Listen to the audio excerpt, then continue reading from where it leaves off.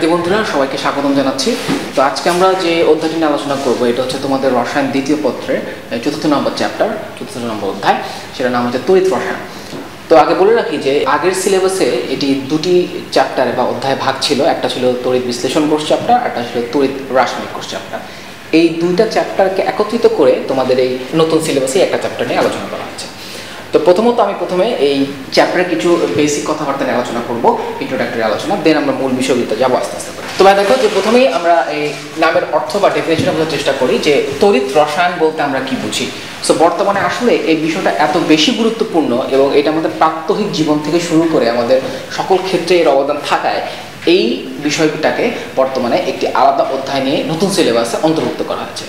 তো প্রথমে আসলে আমরা দেখি যে ইলেকট্রোকেমিস্ট্রি, যে এই তড়িৎ রসায়নগুলো আসলে বাস্তব জীবনের কোথায় আছে।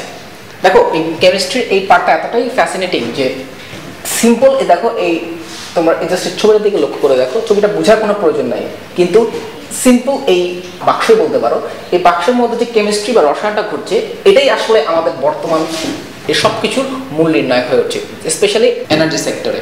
কারণ বর্তমানে ফুয়েল জীবাশ্ম জ্বালানি কিন্তু আমাদের সীমিত, এটা আস্তে আস্তে শেষ হয়ে আসতেছে।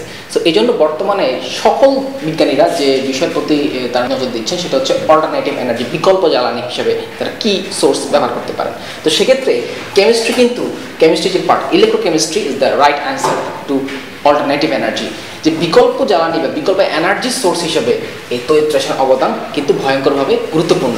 কারণ দেখো যে বর্তমানে আমরা ঘড়ির ব্যাটারি থেকে শুরু করে মোবাইলের ব্যাটারি, ল্যাপটপের ব্যাটারি, সবগুলোই কিন্তু এই তড়িৎ রসায়নের অবদান।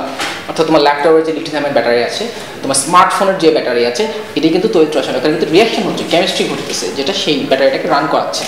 তোমরা জানো যে পিএইচ মিটার, পিএইচ আমরা মাপি, তোমরা প্রথম পত্রে পড়েছো যে অম্লক্ষার সাম্যাবস্থা চ্যাপ্টারে পিএইচ নির্ণয়, সেই পিএইচ নির্ণয় যে যন্ত্র করে থাকে সেটা কিন্তু পিএইচ মিটার। আর সেই পিএইচ মিটারের প্রিন্সিপাল, মূলনীতি কিন্তু তড়িৎ রসায়ন দ্বারা নির্মিত হয়, সেটা আমরা এই চ্যাপ্টার শেষ অংশে শিখব। গ্লুকোমিটার মানে হচ্ছে যে যন্ত্র গ্লুকোজ নির্ণয় করে থাকে, অর্থাৎ যারা ডায়াবেটিক্স রোগে আক্রান্ত তাদের ব্লাডে কি পরিমাণ গ্লুকোজ আছে সেটা মাপতে কিন্তু ইনস্ট্যান্ট, একদম তৎক্ষণাৎ মাপা যায় হচ্ছে এই গ্লুকোমিটার যন্ত্র দিয়ে, এবং সেটা প্রিন্সিপাল কিন্তু ইলেকট্রোকেমিস্ট্রি বা তড়িৎ রসায়নের। বর্তমানে এই দুটো বিষয়, ইলেকট্রিক কার এবং ফুয়েল সেল, এটাই হচ্ছে তড়িৎ রসায়নের সবচেয়ে লেটেস্ট টপিক। ইলেকট্রিক কার আমরা জানি যে আমাদের দৈনন্দিন জীবনে ব্যবহৃত গাড়ি, সেগুলো নর্মালি গ্যাস বা তেলে চলে, কিন্তু বর্তমানে নতুন কনসেপ্ট চলে আসছে, সেটা হচ্ছে ইলেকট্রিক কার। অর্থাৎ তোমার যে ল্যাপটপের যে ব্যাটারিগুলো সেগুলোকে এখন বর্তমানে নতুন প্রযুক্তি ব্যবহার করে এমন পর্যায়ে মডিফাইড করা হচ্ছে যাতে সেগুলো গাড়িতেও চালাতে সক্ষম হয়ে থাকে।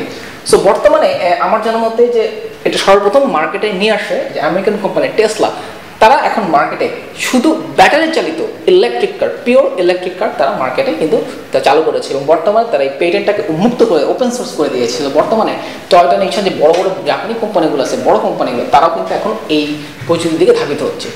তো চিন্তা করে দেখো যে আগে তোমার রাস্তা যে গাড়ি চলতো সেটা কিন্তু তেলে চলতো বা গ্যাস চলতো, এখনকার যে গাড়িগুলো আসবে সামনে হয়তো আফটার 20 years 30 years, এই গাড়িগুলো ইলেকট্রিক কার। এবং ইলেকট্রিক কার হচ্ছে বড় সুবিধা হচ্ছে যে তোমাকে জীবাশ্ম জ্বালানি ব্যবহার করতে হচ্ছে না, এবং এর ফলে কার্বন ডাইঅক্সাইডও কিন্তু নির্মিশনটা অনেক কম হয়। সো পরিবেশটাও ভালো থাকে, তোমার কিন্তু জীবাশ্ম জ্বালানির প্রতি চাপটাও কি কমে আসবে। তো সেক্ষেত্রে পুরোপুরি চিন্তা করে দেখো যে এই চ্যাপ্টারের ইম্প্যাক্টটা কতটুকু বর্তমানে এবং ফিউচারে এটা কতটুকু হচ্ছে। এবং ফাইনাল যেটা হচ্ছে ফুয়েল সেল, এটাই হচ্ছে গত 20 থেকে 30 বছর ধরে এই ইলেকট্রোকেমিস্ট্রি পার্টের সায়েন্টিস্টরা গবেষণা করছেন, এবং এটা এখনও একটা আনফিনিশড বিজনেস, এটা নিয়ে এখনও গবেষণা শেষ হয়নি, এটা চলছে। এবং এই বিষয়টাই নিয়ে আমরা এই অধ্যায়ের শেষ অংশে কিছুটা আলোকপাত করবো, তোমাদের এটা নতুন সিলেবাসে অ্যাড করা হয়েছে। আমি সত্যি কথা বলে রাখি যে বর্তমানে ফুয়েল সেল এবং ইলেকট্রিক কার নিয়ে লেখাপড়া কিন্তু পিওর কেমিস্ট্রি বা ইঞ্জিনিয়ারিং সেক্টরে কিন্তু অনেক উচ্চতর পর্যায়ে আলোচিত হয়, যেমন ভাইরা নিজেরাই পড়েছে অনেক আপার লেভেলে, 4th বা মাস্টার্স লেভেলে, যে কিন্তু তোমরা এখন কিন্তু এই সময় পড়ার একটা সুযোগ হচ্ছে, এবং আই থিঙ্ক তোমরা নিজেদেরকে ভাগ্যবান মনে করতে পারো যে তোমরা খুব লেটেস্ট টেকনোলজির বিষয়গুলি তোমরা জানতে পারবে এই চ্যাপ্টারে, এবং তোমরা যে বিষয়ে লেখাপড়া করার কারণ ফিউচারে ভবিষ্যতে তোমাদের এই চ্যাপ্টারের আলোচনাগুলো খুবই কাজে লাগবে। তো এখন দেখো যে আমরা প্রথমত এটার আমি বলে নিলাম এর অ্যাপ্লিকেশনটা। তো এখন আসলে আমরা কিছু বেসিক কথাবার্তায় আসি যে এই তড়িৎ রসায়নকে আমরা কীভাবে সংজ্ঞায়িত করতে পারি। তো দেখো আমরা যদি শব্দটাকে বিশ্লেষণ করি যে তড়িৎ রসায়ন দুটো শব্দের কম্বিনেশন, একটা হচ্ছে তড়িৎ আর একটা হচ্ছে রসায়ন। সো ইলেকট্রো, তড়িৎ আমরা বলতে পারি যে এটা আসলে কিসের ফলাফল, সেটা হচ্ছে ইলেকট্রন বা আয়নের প্রবাহ। সো নর্মালি তোমরা জানো যে ইলেকট্রনের ফ্লো, তো কেমিস্ট্রিতে আসলে সরাসরি ইলেকট্রন ফ্লো হতেও পারে অথবা আয়নের দ্বারাও ইলেকট্রন ফ্লোটা পরিচালিত হতে পারে। সেটাই আমরা এখানে দেখব যে ইলেকট্রন বা আয়নের ফ্লো প্রবাহের দ্বারা তড়িৎ সৃষ্টি হচ্ছে। এখন এর যে অরিজিন সেটাই হচ্ছে আমাদের এখানে কেমিস্ট্রি পরিচালিত করছে, রসায়ন, কেমিস্ট্রি। সো অর্থাৎ এই কেমিস্ট্রিটা কি, তোমরা জানো কেমিস্ট্রি মানে হচ্ছে রাসায়নিক বিক্রিয়া। সো অর্থাৎ আমাদের মূল বিষয়টাই হচ্ছে একটা কেমিক্যাল রিয়াকশন। কোন ধরনের কেমিক্যাল রিয়াকশন? সেই রিয়াকশনটা হচ্ছে রেডক্স, জারণ বিজারণ রিয়াকশন। কারণ জারণ বিজারণ রিয়াকশনে ইলেকট্রনের আদান প্রদান ঘটে। কারণ তোমরা জানো জারণ এর আগের চ্যাপ্টারে তোমরা পড়ে আসছো পরিমাণগত রসায়ন চ্যাপ্টারে, জারণের ফলে ইলেকট্রন দান ঘটে আর বিজারণের ফলে ইলেকট্রনের গ্রহণ ঘটে। সো এই রিয়াকশনের মাধ্যমে আমার যে ইলেকট্রোফ্লো, এই দুইটা বিষয়কে কম্বাইন করে আসলে আমাদের এই বিষয়টা ইলেকট্রোকেমিস্ট্রি বা তড়িৎ রসায়ন।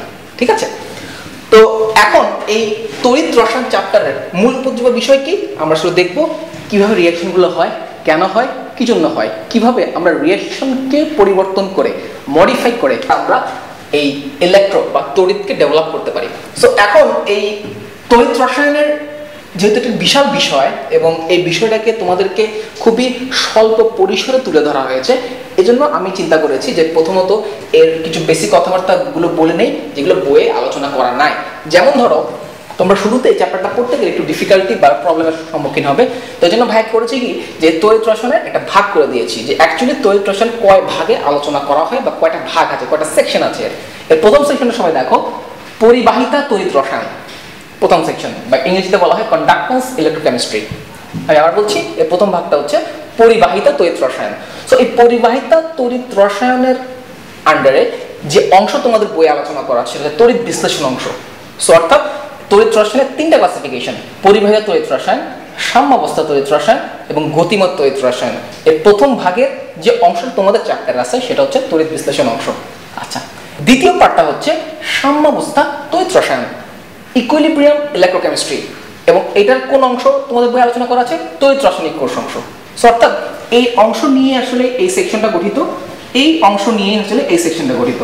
আর ফাইনালি কোন সেকশনটা যেটা বর্তমানে লেটেস্ট কাজ হচ্ছে সেটা হচ্ছে গতিময় তড়িৎ রসায়ন। মূলত এই সেকশনে তড়িৎদ্বার নিয়ে আলোচনা করা হয় এবং তোমরা দেখবে তোমাদের বইতে অসংখ্য বিভিন্ন ধরনের তড়িৎদ্বার নিয়ে আলোচনা করা আছে। সো অর্থাৎ এই তড়িৎ রসায়নের তিনটা পার্টি কিন্তু তোমার এই নতুন সিলেবাসের এই চ্যাপ্টার নম্বর 4 এ আছে, কিন্তু তোমরা পড়তে গেলে দেখা যায় যে এটা বুঝতে পারো না যে কোনটা কি জন্য কিভাবে আসলো। সো অর্থাৎ এই সিকোয়েন্সে, এই অনুক্রমে তোমাদের চ্যাপ্টারটা গঠন করা হয়েছে।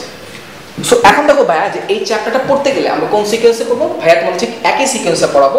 যে ভাইয়া প্রথমে যে কাজটা করবো সেটা হচ্ছে আমরা তড়িৎ রসায়ন, অর্থাৎ তড়িৎ রসায়নের যে মূল জায়গাটা সেটা হচ্ছে তড়িৎ রাসায়নিক কোষ বা যে কোনো এক ধরনের কোষ। এই কোষটা হচ্ছে বক্স। এখন আমরা দেখবো এই বক্সের উপাদানগুলো কি কি। বিভিন্ন উপাদান আছে, আমি শুধু নামগুলো বলছি যে শুনে রাখো। তড়িৎদ্বার ইলেকট্রোড, তড়িৎ বিশ্লেষ্য, দ্রাবক, এখানে সার্কিট আছে, এখানে এক্স সাইন মানে একটা ভোল্টামিটার হতে পারে, অ্যামিটার হতে পারে। সো এই অ্যারেঞ্জমেন্ট বা ব্যবস্থার বিভিন্ন কম্পোনেন্ট বা অংশ নিয়ে আমরা কোথাও আলোচনা করব। ঠিক আছে, সো এইগুলোর প্রতি আমরা কোথাও আলোকপাত করবো। আমরা দেখবো যে কিভাবে এইটা একটা বক্স হতে পারে, এটা দুটা বক্স হতে পারে, এটা তিনটা বক্স হতে পারে, বিভিন্ন কম্বিনেশন হতে পারে। অর্থাৎ তড়িৎ কোষের বিভিন্ন গঠন, তড়িৎ কোষের বিভিন্ন উপাদানের বর্ণনা, কেন উপাদানগুলো কি কাজে লাগে, তো সেই বিষয়গুলো আমরা আলোকপাত করব। এবং আলোকপাত করে আমরা এই তড়িৎ রাসায়নিক কোষ প্রথমে আলোচনা করব, দেন আমরা চলে যাবো তড়িৎ বিশ্লেষণ অংশে, দেন ফাইনালি আমরা তড়িৎদ্বার নিয়ে ডিটেল আলোচনা করব। ঠিক আছে, সো এই হচ্ছে আমাদের এই চ্যাপ্টারের আলোচনার মূল উপযোগী বিষয়। ঠিক আছে, সো পরবর্তী লেকচার আমরা আসছে তড়িৎ রাসায়নিক কোষ আলোচনা। ঠিক আছে।